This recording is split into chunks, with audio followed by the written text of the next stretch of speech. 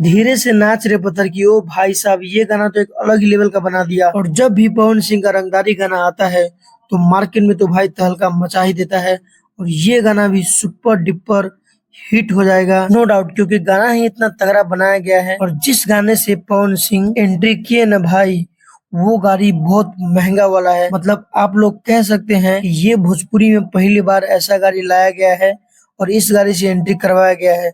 और इस गाने का लिरिक्स भी भाई एकदम कमाल का है। और लाइट ग्रीडिंग तो भाई ऐसा किया गया है कि जैसे कोई फिल्म में होता है, उसी तरह से भाई पवन सिंह का एक गाने में हुआ है।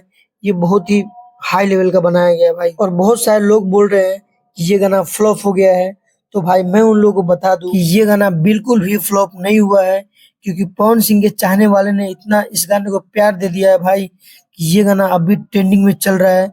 आप लोग देख सकते हैं यहाँ पे। बाकी आप लोग ये सॉन्ग सुना कि नहीं, प्लीज कमेंट बॉक्स में जरूर बताइए। अगर आप लोग इस चैनल पे नए हैं तो प्लीज सब्सक्राइब भी जरूर कर लीजिए।